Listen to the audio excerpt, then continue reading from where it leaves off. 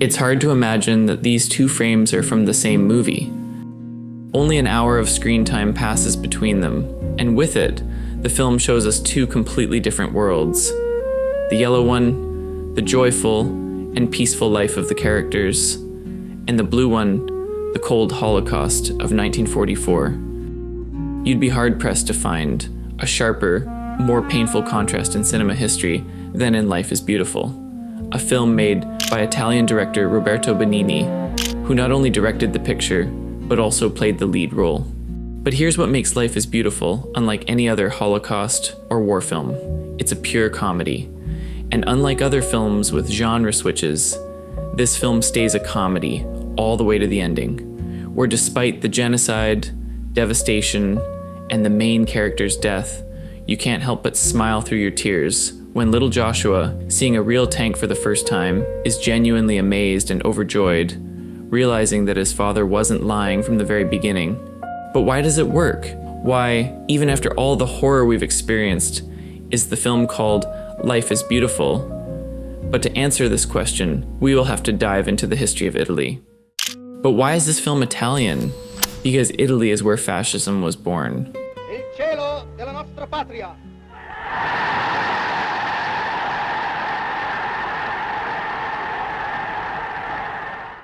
Because we don't have to forget that Italy is the country where fascism was born,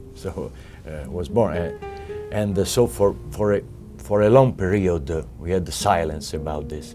Then I must say we start to talk during the 60s, and then we start to talk, and it's not a taboo exactly, because the relation with Italian people and Jewish people is wonderful.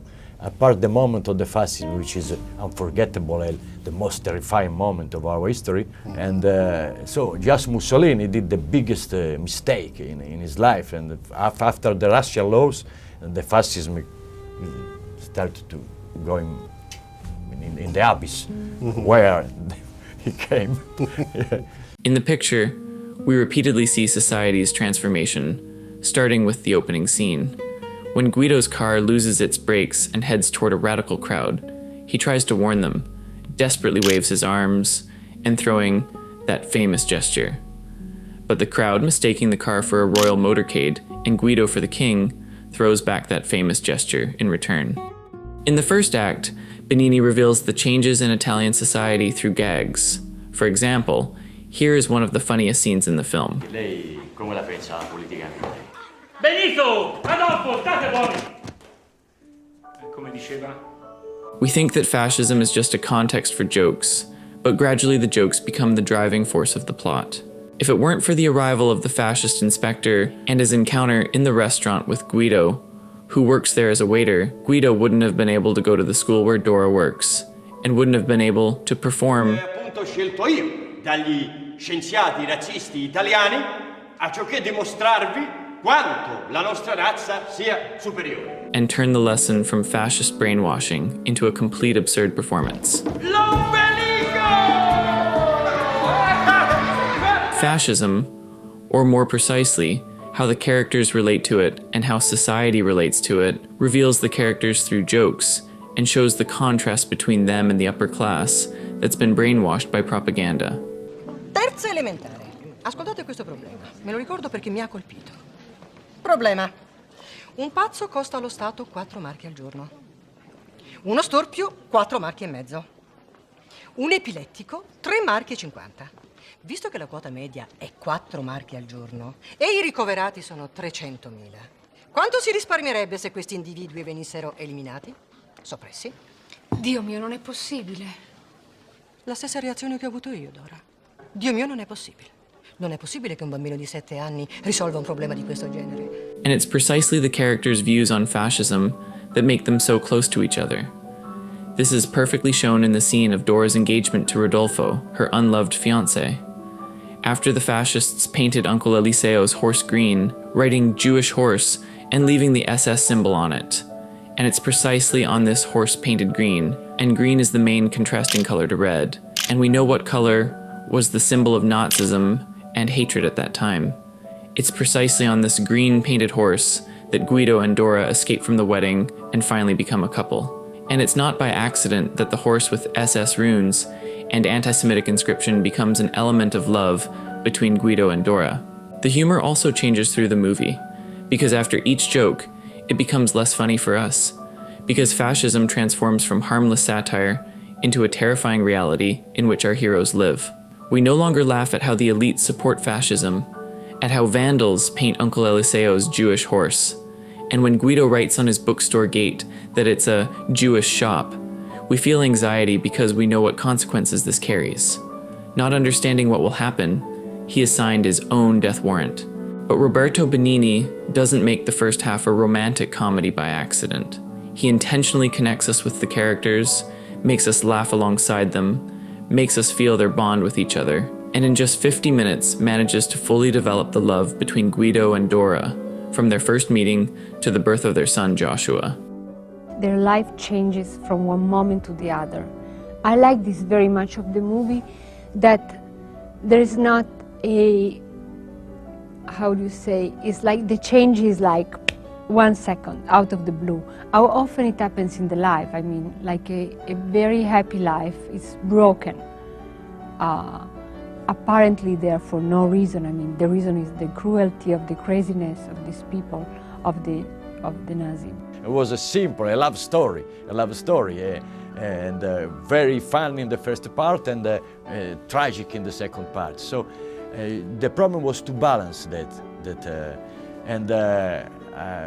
But there is some limits that you feel to follow my feelings, just and to have it's a contribution to love and a contribution to the Holocaust. Unlike us, the characters don't suspect the approaching horror of war, and Benigni knows that we know what's coming. So from the very first minute of the film, he creates suspense. When will the lives of the main characters be turned upside down? And with knowledge of the worst part and the historical context, even through laughter and joy, we psychologically, deep down, worry about their lives. Something bad will happen to them. Why in such a serious film about war did he make it a comedy? Now, you take a good deal of time setting us up for the film. There's a long segment of the courtship. It's a very funny, very heartwarming, but underneath there's that threat. Did you think that was the only way you could tell this story, to sort of take your time for the audience to go on this journey? Right, I think so. I thought that was, to me as a comedian, the only way to show this story, because I couldn't write and show a movie as a comedian 2 hours in a concentration camp. It was too much and was a big mistake. I could just go into concentration camps after 1 hour and a half of happiness. But why is a film that, as Roberto Benigni said, was a comedy but became a tragedy, called Life is Beautiful? How did you come up with the idea to make a film about the Holocaust that's funny?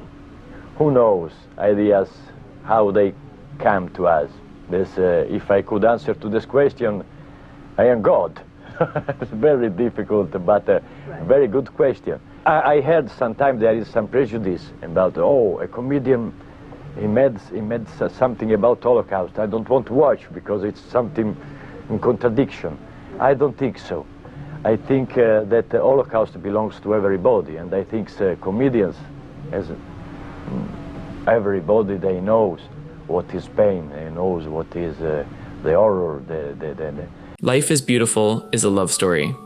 At first, it's about the love between Guido and Dora. In the middle, it's about the love between Guido and their son. La Vita Bella is about love. First of all, it's love, and it's the love between Guido and Dora that becomes the love for the little son, Josue. But there's another theme of love that only becomes clear at the end of the story: love for life itself. To understand this theme, we need to look at the main character, a Jewish waiter named Guido. At first, we might think Guido is kind of foolish. We immediately see his attitude toward life and think he's just a typical trickster and liar when he tells the little girl on the farm that he's a prince. We watch as he keeps failing to open his own bookstore because he drops a vase on Rodolfo's head, who, as it turns out later, is Dora's fiancé. But as the story progresses, we realize just how smart and clever Guido actually is. He's inventive and good at solving riddles. Because of this, Dr. Lessing, a German doctor, calls him the smartest waiter he's ever met. But what captivates viewers about Guido isn't his talents, it's his attitude toward life.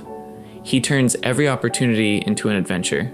He deliberately makes every situation absurd because that's what brings him true happiness and love for life. That's exactly why Joshua spends the second half of the film only with Guido. If anyone else had been in Guido's place, they probably wouldn't have withstood the pressure, fear, and depression. They wouldn't have been able to shield their child from the horrors of war. Guido does everything possible to make Joshua think that everything he sees is a game. Despite the threat of death, he deliberately mistranslates the German officer's words. He takes his son with him to the German dinner, where Joshua eats strudels with German children. He finds ways to let Dora know about them, like when Joshua and Guido started talking to her over the radio. And he invents a game for Joshua. The entire concentration camp in front of them is just a staged game where you need to score 1,000 points and then you win a real tank. Oh, the idea of the tank, because it's about the story. I didn't know about what to think for a prize. And then thinking, because I spent a lot of time, about 2 years, to make this movie. So I got the idea about the tank because it was the real tank, the apparition of the real tank. It's a wonderful image. It's this little boy, the tank stop. It resembles also the Pekino Tiananmen, the Tiananmen Square is something, a little boy and the tank. So the image, because for a director, I have to think about images, and at the end, as Samuel Fuller said, movie is emotion. So think about emotions. Guido does everything possible to make his son's life beautiful, because happiness is subjective. As they say, beauty is in the eye of the beholder, and that's exactly what this whole film represents. Guido tries with all his might to show Joshua the beauty of this world, even in such a place. Two different people in the same situation can see different things. Guido understood this. That's why he had to keep his son in the dark. He built happiness for him. He put rose-colored glasses on him so he wouldn't lose hope, even though Guido himself understood that he would most likely die in this place. Guido is an example of the perfect parent who created all the conditions for his child in such a terrible place. For Joshua, the concentration camp wasn't something scary, some kind of tragedy. In his head, for his entire childhood, what remained was that it was all a game. Guido, with this love, is saving his kid, because his love is creating this game. His creativity is huge. It takes everything. It considers everything, and he makes the kid. It's like an ideal parent, because he takes the kid with his own legs through the life, through this very difficult moment, but he makes the kid to go through that, because he transferred to the language that the kid can understand what's going on, that otherwise would be not understandable. So the kid goes through that and is safe. Is totally safe. Even at the moment of his death, when Guido understood he wouldn't return, that this was the last time he'd see his son, even then he didn't give up.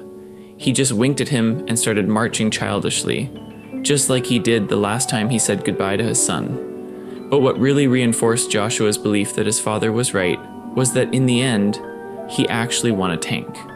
Guido kept his promise to his son and changed his perception of the world, his reality, so that all of this really was a game that he won. Guido saved his son physically, but also psychologically, from the horror of the Holocaust, so that he wouldn't become disillusioned with the world, leaving beauty in his life.